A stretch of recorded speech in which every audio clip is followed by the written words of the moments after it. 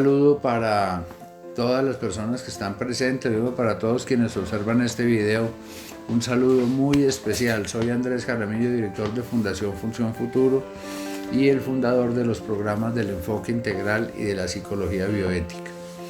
Hoy vamos a hablar sobre lo que son los mecanismos de defensa, o también conocidos como las defensas primarias. Esto es algo muy importante.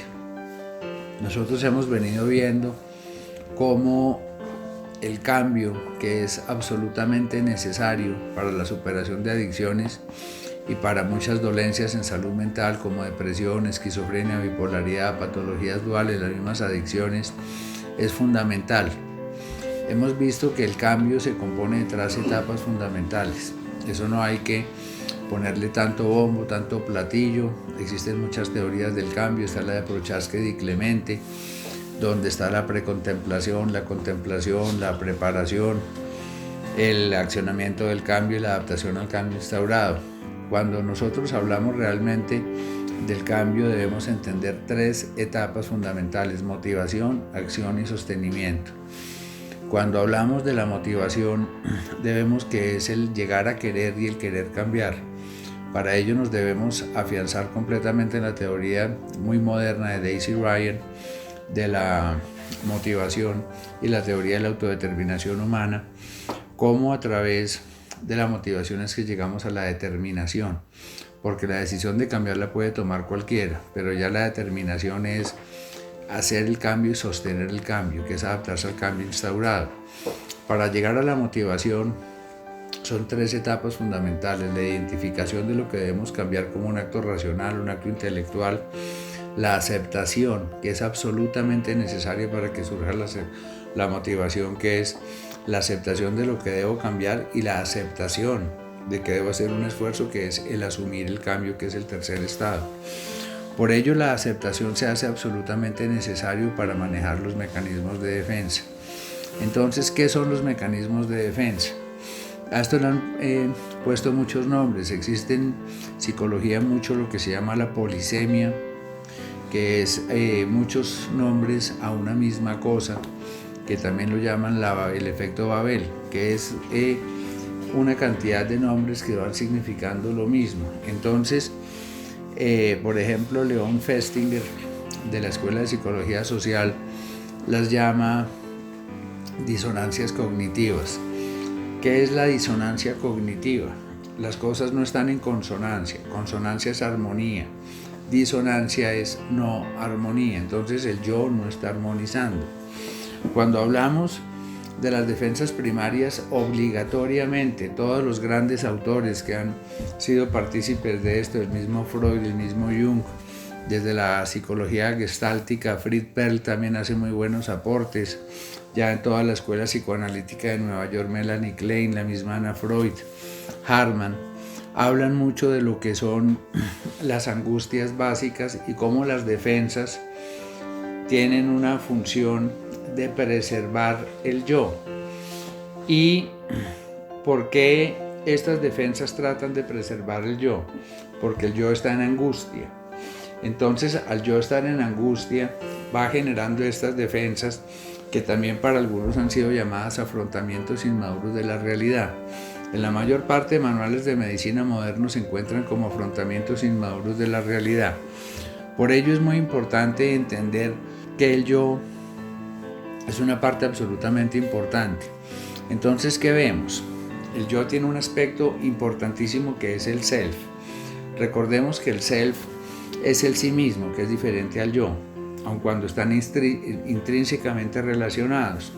En ese sí mismo del self tenemos todos los autos: la autoestima, el autocontrol, la autonomía, la autoestima, que son absolutamente necesarios para que haya consonancia entre los diferentes aspectos del yo. Entonces, ¿qué estamos viendo? Tenemos un yo ideal, que es el yo que yo quiero llegar a ser, ¿sí? Tenemos un yo proyectivo, que es el yo social, el yo que yo proyecto a los demás. Tengo un yo verdadero, que es el yo que yo soy tal y como soy. Tengo un yo centrado en mi autoconcepto, que puede ser un yo real sobrevaluado o un yo real devaluado. Tengo un super yo, que es el agente que todos tenemos de censura interna, de condena interna, y por el otro lado el yo, que está movido por el ello, que es el principio del placer. Entonces el self es el elemento integrador. Si vemos todo esto como partecitas en una esfera, o los podemos ver como las facetas de una piedra preciosa, esos son los componentes del yo. Pero el self es el elemento integrador, es lo que está integrando a todos los componentes del yo. Entonces, ¿qué sucede? Cuando estos mecanismos de defensa afloran, tienden a generar una persona con un carácter inmaduro, un carácter que difícilmente va a llegar a su autorrealización. De manera tal que la mejor manera para llegar a nuestra autorrealización es la resolución de las defensas primarias. Se han llamado primarias desde dos puntos de vista. Uno, porque son primarias, son básicas, y otras personas las llaman primarias o secundarias. Primarias cuando se generan desde la niñez y secundarias cuando se generan en la adolescencia. Entonces, todo este tipo de defensas se convierten en mecanismos de defensa que van a proteger al yo ¿de qué? De vulnerar su autoestima. Entonces empiezan a ser patológicas cuando la persona empieza a obrar en contra de sí mismo y en contra de su realización personal. ¿Qué sucede? Nosotros tenemos en todos esos elementos del yo cargas o contenidos inconscientes. Estos contenidos son muy importantes porque cuando estas defensas empiezan a surgir, muchas veces es la extrapolación, o como llamaba Freud, una catexia de esos contenidos inconscientes. Entonces, si nosotros vemos que el inconsciente está presente en todos los elementos del yo, porque hay elementos tanto conscientes como no conscientes, lo primero que debemos hacer es la ley de Jung, de Carl Jung, que es hacer consciente lo inconsciente. Estas defensas por lo general surgen de manera inconsciente, por lo que para muchos autores las han llamado acting out. ¿Qué es un acting out? Cuando hablamos desde el psicoanálisis, acting out es que una persona vuelva a tener comportamientos infantiles dentro de la terapia, pero ya en la psicología moderna se entiende un acting out el pasaje al acto, es decir, es cuando viene una catexia, un gran contenido inconsciente, aflora y ya se hace visible en la conducta del ser humano. Entonces, estas defensas primarias tienden a ser acting outs casi siempre que son extrapolaciones o afloramientos de contenidos inconscientes. La primera defensa, o la más importante, es la represión. Cuando nosotros estamos frente a un elemento psicológico que nos va a vulnerar, tendemos a reprimir esa emoción. ¿Qué es reprimir? No entrar en contacto con esa emoción, ¿sí? Se trata, por decirlo así, de hay algo que me está afectando, yo tomo esa emoción, no hago un acto consciente con esa emoción, no entro en un contacto consciente con ella y la guardo. Lo que sucede es que todos esos contenidos emocionales no desaparecen.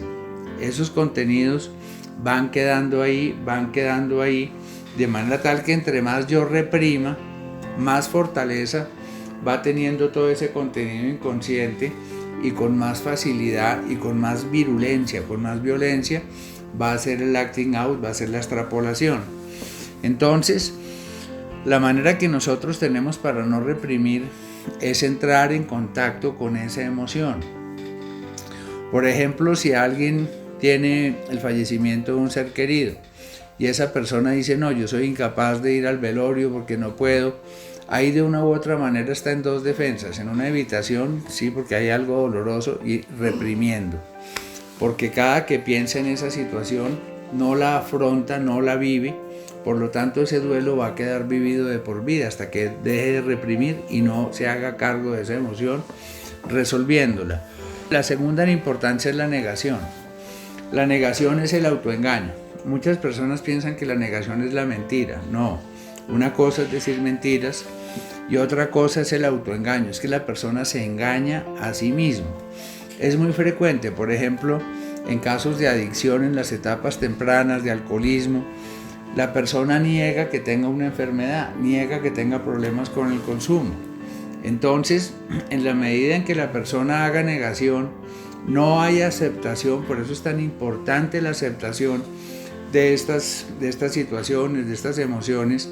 Y si la persona niega, ¿sí?, nunca va a aceptar. Si niega su enfermedad, si niega lo dañino del consumo, no va a aceptar y menos aún asumir la recuperación.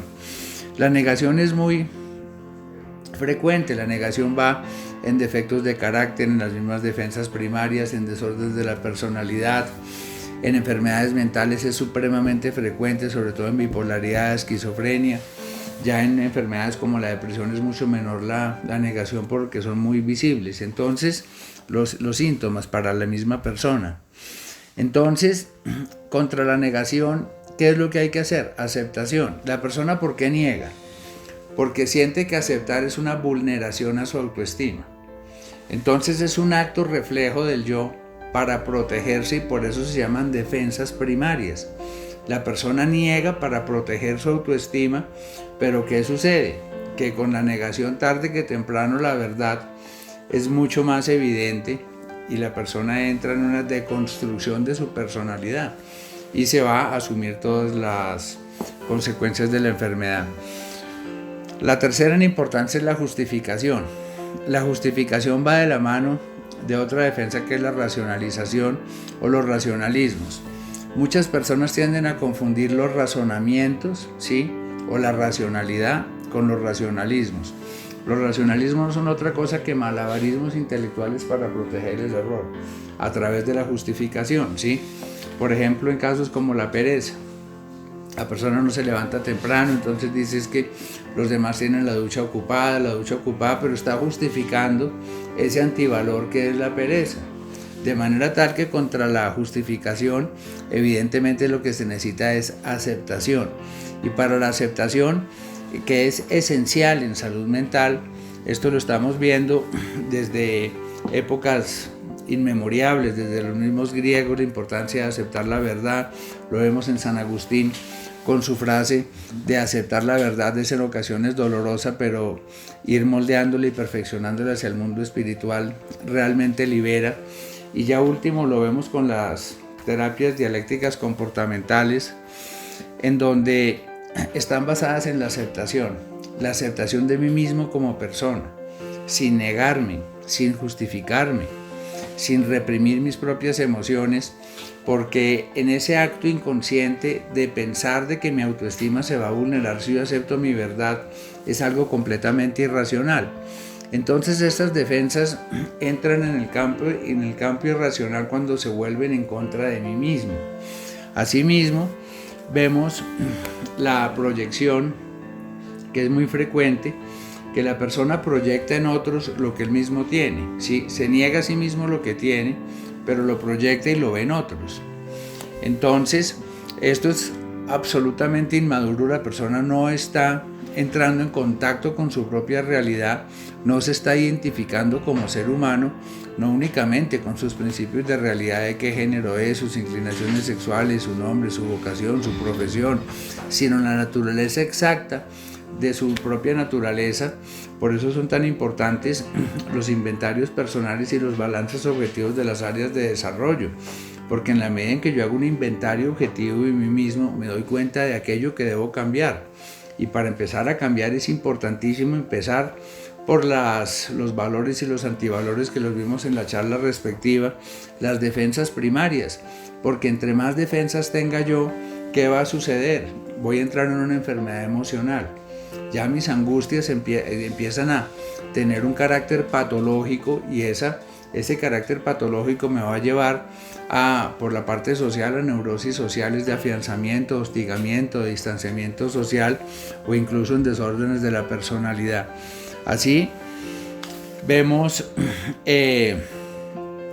la divagación, que la divagación también es muy frecuente y sobre todo que puede llevar a esquizotipias. ¿Qué es una esquizotipia? La gente confunde todo lo que es esquizo con esquizofrenia. No, hay desórdenes de personalidad esquizotípicos, hay desórdenes de la personalidad esquizoides. Y las esquizotipias son esos movimientos de la persona donde hay demasiada pensadera.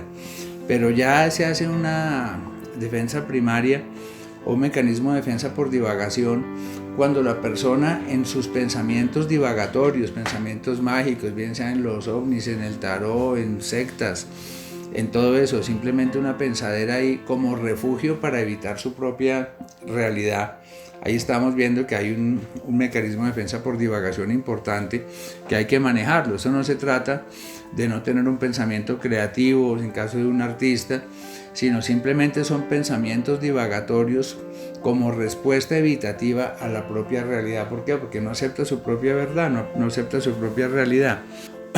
Que hay otro que es muy frecuente en los desórdenes de la personalidad tipo B, que es la externalización, que es pensar que todo lo malo está por fuera de mí, pero yo estoy divinamente.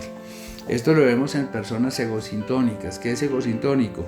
Que sintoniza todo con lo de su propio ego, pero él piensa que todo lo demás es lo que tiene problemas, pero la persona está divinamente.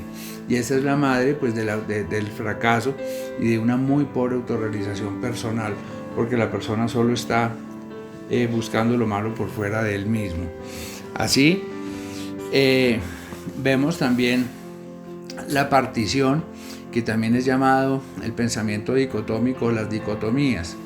En psicología, las dicotomías es el pensamiento por partición, o blancos o negros absolutos, no hay grises, o héroes o villanos. Si algo está mal, todo está mal. Entonces de ahí surge la catastrofización, los fatalismos, de que si algo está mal en mi vida, todo va a estar absolutamente mal. ¿Por qué? Porque hay un pensamiento por partición. O por ejemplo, si la persona tiene un conflicto con la mamá y la mamá hizo, por decirlo, quedó de llamarlo y no lo llamó, y entonces ya mi mamá es la peor mujer del mundo porque no me llamó, me incumplió. Eso es puro pensamiento por partición, es una pura dicotomía. Así vemos también la dramatización, que es armar de pequeñas cosas dramas emocionales. Es absolutamente frecuente en los casos en que hay un alto dramatismo emocional, una alta caoticidad emocional, emociones caóticas, emociones inestables, en donde la persona tiende a hacer dramas, es decir, a montar la telenovela mexicana por bobadas. Entonces eso es un afrontamiento inmaduro de la realidad. Así vamos viendo la idealización de evaluación, que es una mecánica donde la persona idealiza, por ejemplo, al papá, a la mamá, y si la mamá o el papá hicieron algo malo, entonces ya los devalúa completamente. Nosotros aquí en el mundo debemos ser absolutamente objetivos y concretos de que no debemos idealizar absolutamente a nadie, ni a futbolistas, ni a cantantes, ni a modelos de estereotipos. Todos somos seres humanos con errores, de manera tal que cuando estamos idealizando a una persona, únicamente estamos manifestando la existencia de un profundo vacío interior, porque al idealizar a ese referente, a ese objeto de mi afecto, yo estoy supliendo mi vacío interior. Así vemos también el desplazamiento, que es desplazar la fuente de conflicto. Si alguien tiene un conflicto con determinada persona, desplaza el conflicto hacia otra persona. Entonces, ¿qué estamos viendo? Entre más defensas primarias tenga la persona, mayor conflicto interno hay. Y entre mayor conflicto interno, la persona va a ser más conflictiva con los demás.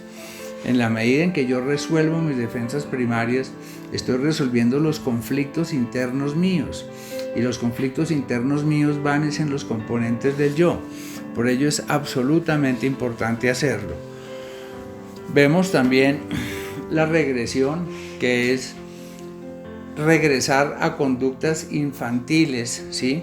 Para protegerme de la ansiedad.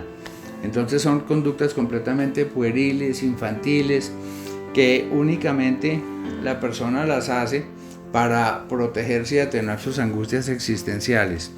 Así vemos la evitación, que es muy frecuente, es la antesala de un trastorno de personalidad por evitación, donde la persona evita el estrés social. ¿Por qué? Porque evita el rechazo. él se imagina que va a ser rechazado y la evitación surge porque siente una amenaza latente de que va a ser rechazado y no afronta el estrés social. Por ejemplo, una persona que quiere invitar a salir a una niña, invitarla a comer, o simplemente un pánico escénico, la persona se niega, evita hablar en público. ¿Por qué razón? Porque hay una defensa primaria. Entonces, nosotros estamos viendo que todas estas defensas primarias se pueden volver en contra nuestra. Entonces, no hay tal de que realmente son buenas, son positivas, porque una persona que está en autoengaño, una persona que está racionalizando, una persona que hace frecuentemente y recurrentemente pensamientos por divagación, y entre todas estas que les he explicado, evidentemente su conducta se va a volver en contra de sí mismo. Y la solución es la aceptación. Identificarnos como somos, con nuestras habilidades, capacidades, inhabilidades, talentos, destrezas, son absolutamente frecuentes. Una de las partes donde más se vulnera la persona es por las inclinaciones sexuales. Por ejemplo, un homosexualismo, eso no es una enfermedad. Y si la persona al principio niega su homosexualismo, no se acepta, empieza el problema del profundo conflicto interior, porque hay una poderosa fuerza interna, ¿sí? Porque es una tendencia, es una inclinación. Entonces, nosotros estamos viendo que la persona que no resuelve sus defensas primarias, tarde que temprano por la parte social, va a desarrollar neurosis o de afianzamiento, que es dependiente de una tercera persona, dependiente de papá, de mamá, ya desarrolla su síndrome de Peter Pan. Es una persona que ya tiene 28, 30, 35 años, no sale del cuidado paterno, del cuidado materno. ¿Por qué razón? Porque esas conductas evitativas lo fueron llevando a ser una persona inmadura, siendo ya una persona con la edad cronológica en la que ya debía ser completamente maduro y autónomo. Entonces, mucha atención, jóvenes, esto es muy importante, estas defensas primarias, no externalizar, no racionalizar, no dramatizar, que es absolutamente necesario para lograr la autorrealización personal. Muchísimas gracias, les habló Andrés Jaramillo.